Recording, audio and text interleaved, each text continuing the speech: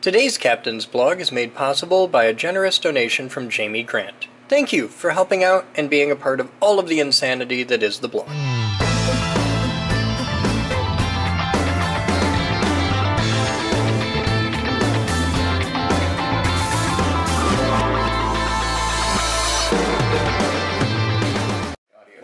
I'm recording video, of course you can record audio. Okay. I spend half my day on camera, so it's okay. cool. Yeah. So there are no rules to this. You can ask me absolutely anything you want, and it's going to happen on camera as well. This will go out unedited as a full clip, and the world will get to see the answers I give to your questions, and you'll be able to use this for reference in writing your thing. I mean, I doubt I'll be asking really in-depth questions, but... Surprise me. Okay, so first of all, just what do you do? What do I do? Yes. What's your job? I am the ringleader of the insanity that is the Geek Group. My job is to direct the overarching vision of the company and try and keep the wheels on the wagon for one more day. And then another one, and then another one. Yeah. Hopefully. I don't get to think too far ahead. What do we got to do to survive today? So what is the Geek Group? The Geek Group is the largest, oldest makerspace in the world that has evolved into a national science center, and now we're a National Science Institute, which apparently means we're the cool kids or something. Yeah. But yeah. So do you like your job, and what about it? I love my job. And what I like about it is that I get to do something different every day. I'm not stuck behind a desk most of the time. And I get to make really cool stuff. I get to hang out with really cool people.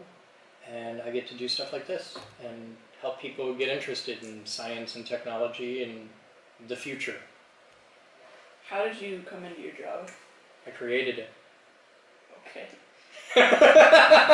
Which is not the normal answer to that, but not. yeah, I wanted to do this thing, and it just kind of happened.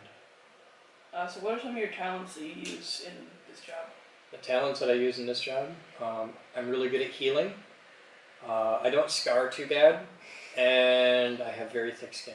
You're a Wolverine-ish person. How did you get that talent, I guess? By getting yelled at a lot, hurting myself a lot.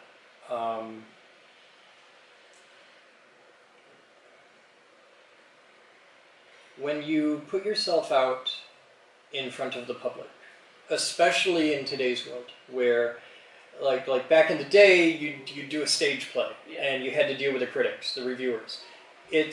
Now everybody's a critic, everybody's a reviewer. Everybody can see what you're doing. Everybody sees what we do, and with the blog, everybody sees a lot of the behind the scenes, and everybody's got a comment, everybody's got an opinion. So every morning, I start out my day by reading the comments from the previous videos, whether it's production video or blog video or whatever. I get that, and I get real-time feedback off my Facebook and all that jazz. So every morning I start my day with 100 people telling me I suck. And, and like, that's breakfast, man! So you take the top 10% of the people that just worship you, and you ignore that. And you take the bottom 10% of the people that think you're absolutely the Antichrist and I'm leading all the children to hell through science, and you ignore that. Because they're both wrong. Right. And you just try to do your thing. So what do you think is the most important part of your job? I'm doing it right now. Directly interacting with people your age and doing what I can to further an interest in science and technology, to educate, to inform, and inspire. And a lot of that I do through, a wrench in my hand and we're on camera. And a lot of that I do just by talking to people, especially reporters. So part of our project is for our interview, to pick someone who challenges the norm or is innovative. And so how... And you picked me? Yeah. You could do way better than me. So how do you challenge the norm or innovative? As far as the company or myself? That's two different directions. Let's just do both. Okay. As far as the company, I'm in a world where everybody is being taught if you don't go to college, you're nothing. And at the same time, we have a national infrastructure that's scoring a D because everybody wants to be a rocket scientist, nobody wants to be a welder or a pipe fitter, an electrician, and they don't realize that we need these guys. They're important people. Right. I'm doing a lot to champion skilled labor. And I'm saying, no, you don't have to go to college. College is great, and it's awesome, and I support this, but that might not be your path. And there's nothing wrong with that. You don't have to go have a degree in art history just to be somebody. You can... A professional welder makes 150 grand a year. They need these people. They pay them that much because they're worth it. And I do a lot to say, maybe college isn't your thing. Let's learn about skilled trades. Because those are the people that make the world. Right. So that's one big part of it. The other big part is I'm doing a lot to challenge the societal norms of like, this is what white people or black people or straight people or gay people or guys versus girls or stuff like that, and just throw all that away because it's crap. This is what people do. Yeah. I care about people. I care about curious people. And anything I can do on that, cool. And as far as personally, guys in my job are traditionally like Mr. Rogers, you know, the president of a nonprofit, and they're super uptight, and they never swear, and they never have any fun. And like if Mr. Rogers went on camera and dropped an F-bomb, it'd be national news. Like, oh my God! I'm not that guy. Just because of a person's job, we tend to have certain fundamental expectations of their personality, and I think that's dumb. I think that we should hold people to a fundamentally similar standard of, are they a decent human being? And if Mr. Rogers gets, like, swears on camera, it's the end of the world. But if any generic rock star does a line of blow on stage, nobody cares, because, well, it's rock stars, and that's what they do. And that's dumb. People are people, and you should treat people decently and fairly. And my job, like, personally, is I don't want to be Mr. Rogers. I mean, he's a cool dude, that's great. I don't want to be that, because to put yourself in that box is to open yourself up to any kind of scrutiny, and I swear a lot. So that's just going to end bad for me.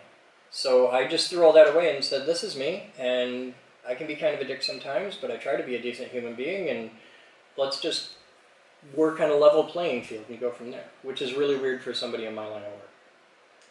How have you become the successful, not business person, but you know what I mean? How has this become? How did I become the rugged bastion of success and power that I am? Yes. No. The night manager at the Burger King up the street makes more money than I do. And well, then on a related note, why do you do it then? I mean, I know not everything is for the money, but I want to make the world a better place. Like I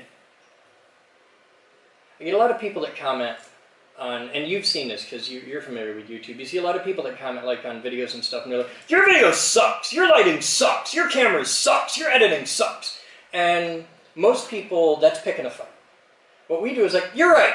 Our lighting sucks. You can donate better lighting to the Geek Group at 902 Leonard Northwest." And just like, okay, cool. It sucks. What are you going to do about it? Right. Well, do something about what you're complaining about, not just don't just about it. Piss and moan about it. Let's come on, be a part of this. I've hired people that way. I've had people writing complaining, you suck at this. Okay, cool, come join us, do better. And they've shown up and they work here now. And that's my mentality on it, is I want to make the world a better place. Okay, cool. Well, you can donate $50 to Greenpeace and get a warm, fuzzy feeling, go on with your day. But what did you really do? You didn't do something. So I figured out that smart people make the world a better place. Like somebody who grows up to become an engineer, builds things, makes the world a tangibly better place. This is done by scientists and poets and artists and thinkers, people that think stuff up. And you can be an engineer or a rock star or a poet or whatever, just somebody who's creating, somebody who's making a new thing. I want more of those people. And we live in a world that celebrates stupid as cool.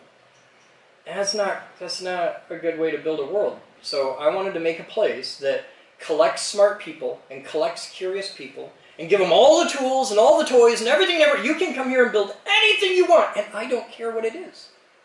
And let's make it stupid cheap. Let's make it $5 a week, and anybody can come and build anything they want. Let's just make stuff, and some of it's going to suck and some of it's going to fail, but we'll win a few and we'll lose a few and we'll have a lot of fun along the way. And that's the whole driving force is, what can I do to tangibly make the world a better place? I'm not some genius inventor. I'm not some amazing businessman. I just want to be a catalyst. I'm not going to invent the next big thing. But if I get 1,000 people like you together, well, one of you's going to have something awesome. So let's get them doing stuff. And that's how it works. What are some big challenges that you face? Funding. That's the single biggest challenge. Funding. It's every minute you and I sit here talking costs about $6.50 to run this building. And that's if we're not doing anything today. That's ignoring the giant remodeling happening downstairs and the projects and stuff people are working on. It's about $6.50 a minute, every minute, and it never stops. I saw a news article about how a couple of years ago your electricity bill alone was like $50,000. Yeah. That was. Thanks, consumers. Our typical electric bill a month is about $5,000 a month. Compare that to what you pay for your home electricity bill, which is probably the same number, just with a few less zeros. Yeah.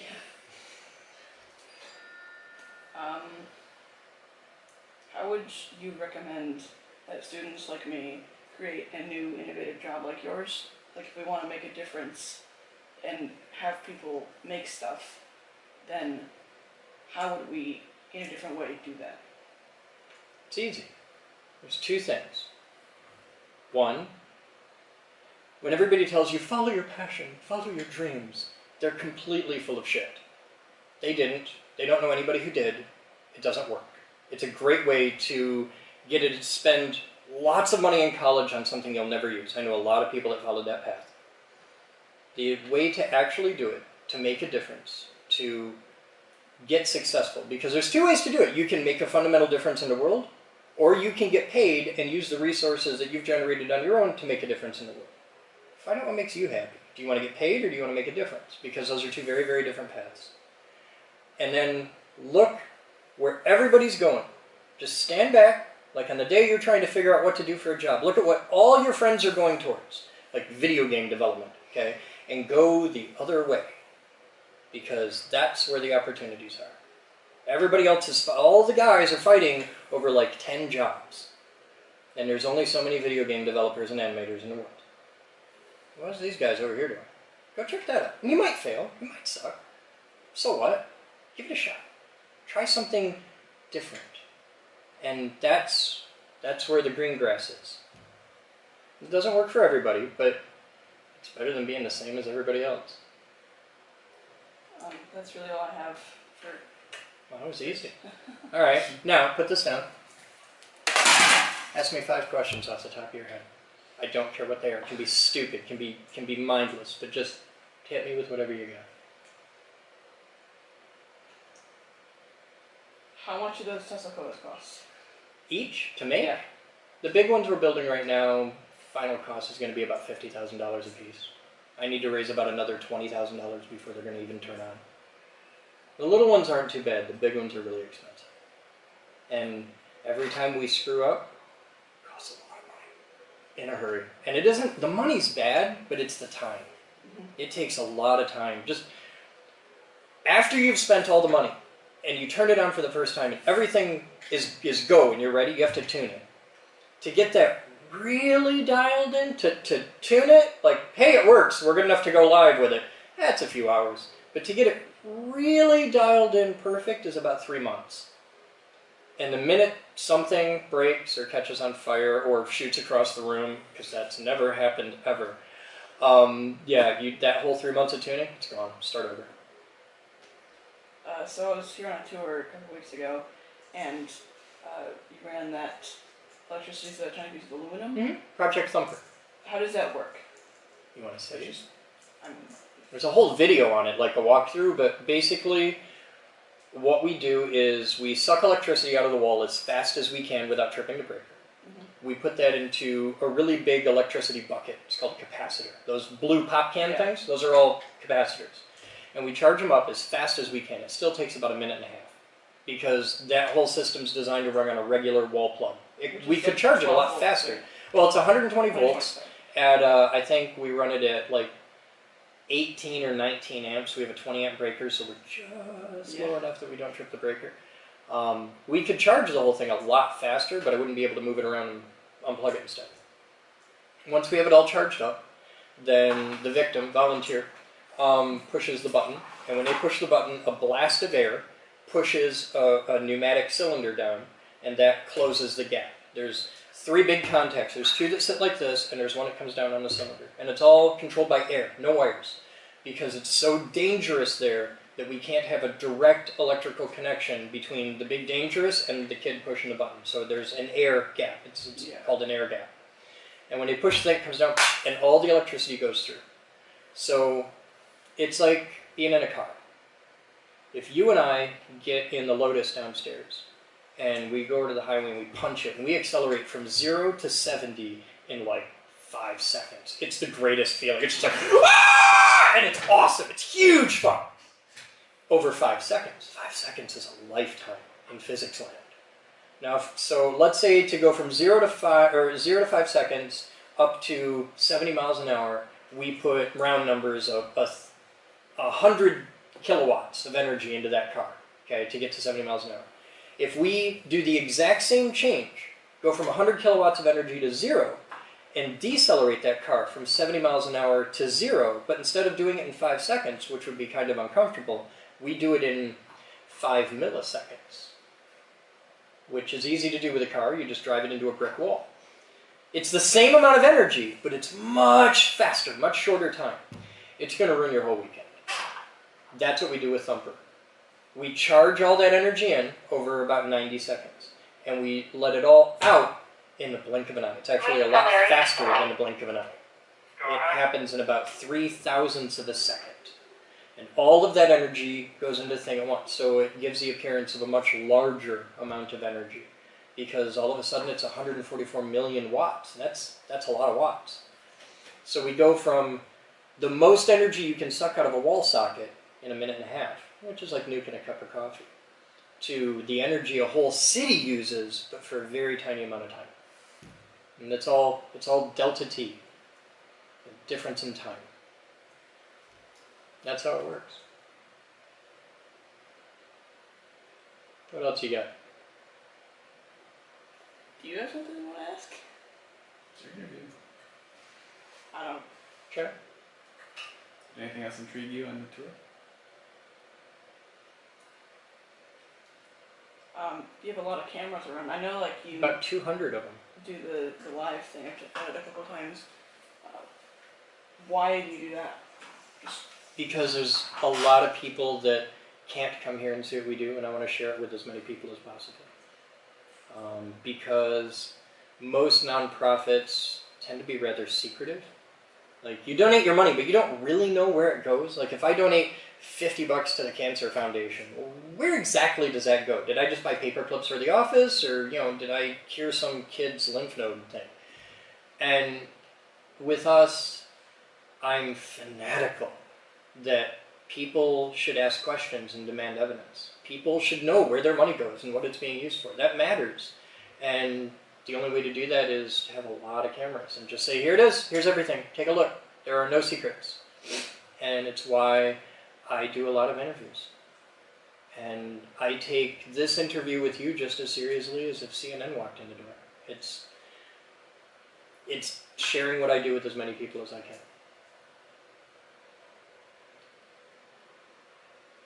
This is it might not be an easy question to answer. Well, I like the harder ones. How much money do you think you spent ever since the start of this whole thing? About $15 million. Round numbers. Where'd all that come from? Just donations and... A lot of it came from friends. A lot of it came from unimaginable debt that I have accepted. A lot of it comes from private donations, and just, it's across the board. It's people like you, it's millionaire philanthropists, and everybody in between. It's West Side factory rats. Poor people donate more to us than rich people. They do it in smaller amounts, but it's much more likely for us to get 1,000 people in our neighborhood to donate $5. And these are all people who make like, $20,000 a year. These are not wealthy people by any means. It's much more likely for them to donate $5 than for like rich people to walk in here and give us $5,000. We get a lot of support at the local level, and I'd rather have that. I'd rather have everybody around kicking in a couple bucks because it means more than have some rich dick put his name on the front of our building. It's like, yeah, I'll give you $10 million, but I get to put my name 6 feet high on the front of your building. Oh, it's dumb. Just rename the entire place your name. No, it's not my name. No, I mean. Oh, just put your name on there? Yeah. If you donate this much money, you'll get your name on the building. That's what a lot of places do. That's why people get their names on buildings. It's because somewhere at some point they gave somebody a lot of money to do it. And then the next step down from that is they get rooms named after them. You go to any fancy place in town, at any school, go to any university, you'll see rooms with people's names on them. Like the Helen Pearl Clutcher Ballroom at the Amway Grand Plaza, you know, stuff like that. You got anything else? You made it then. You survived.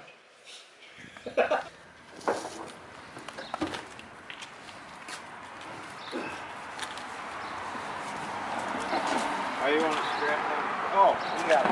We got one right there.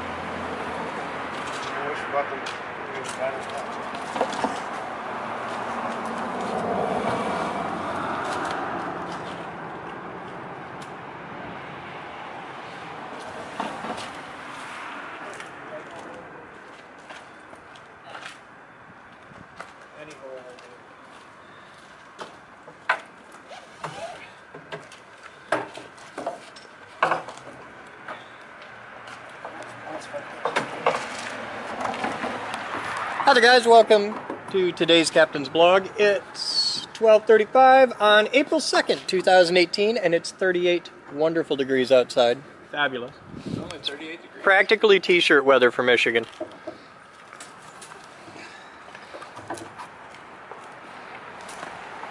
And we're getting ready to move the new front desk in that Batman and Joey just went and got. It looks ugly right now, but it'll look good in a minute.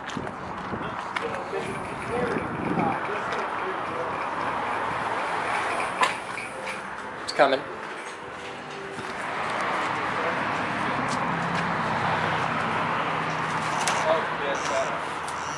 Shove it! Kick it!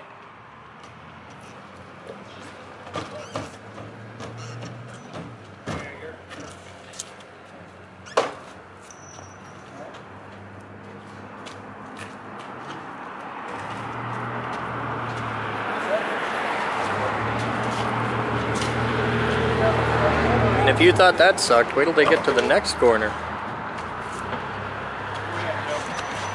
are on the ramp. Yeah, buddy. That was the hard one. Hey.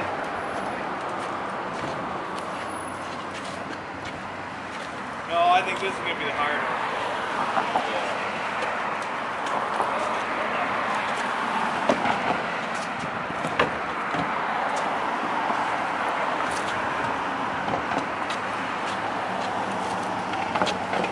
Hey! It's all easy from here. You just gotta watch this lip here. This small problem. You got a bump on the next one, watch it. That's the bump. Alright. So we're gonna push the wheels.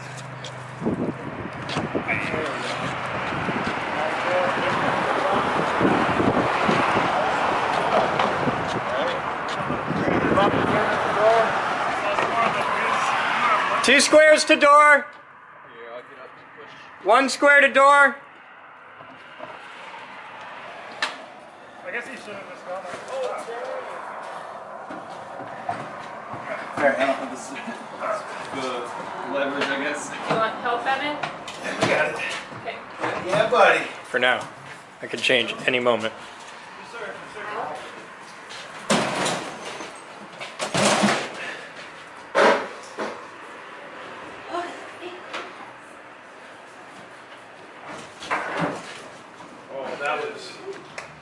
That's beautiful. We all doubted. Oh, but now we gotta turn it around. That's not too bad. We'll do that in the lobby. Just throw all the hexagon tables in the corner and do it right there. No, we can turn it around right as we go in front of the stairs. We got room to swing it. I like at this point that door is just removable. Always has been. All right, there's lots of parts in the van still, guys. Like the top. Glad the top came off easily. Or else this one.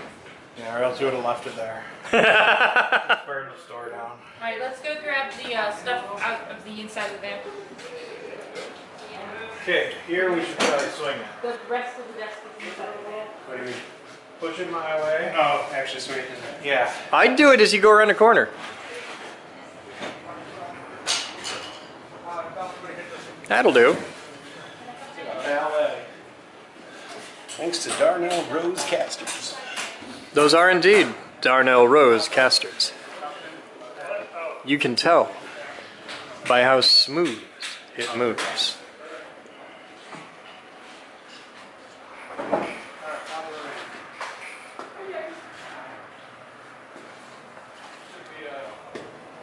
Yeah, buddy.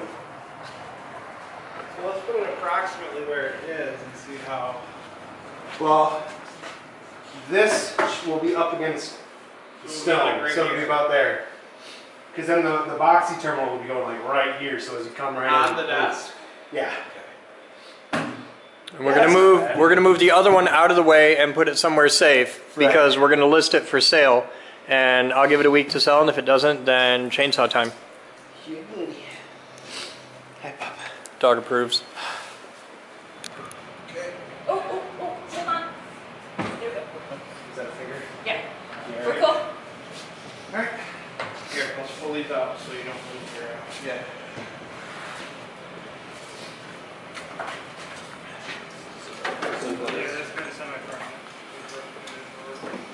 Semi-perfect on plug. Oops.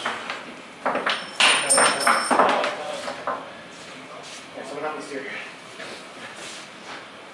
Where are we looking for now? Just over there by the clock for now. Just go until you hit wall. Oh, never move. Oh.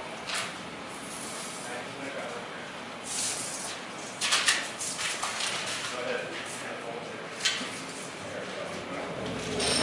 Something like that. That'll be enough of it. We'll just leave it on the cards. Hopefully we won't need them the next week. Are we giving it a week to try? Is that what? Yeah, I'm gonna give it a week to sell, and if it doesn't sell in a week, then I'll get creative. Then we push it down the steps into the MPH. Yes. Good desk. Something we need.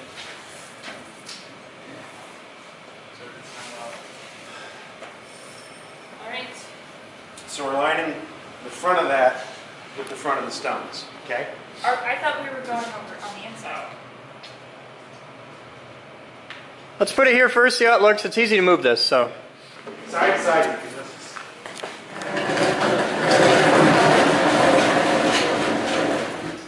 Not. Stick out too far, it sticks out too far, but Yeah.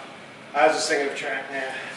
Alright, go that way, 3 feet, until this corner meets that corner. Stop.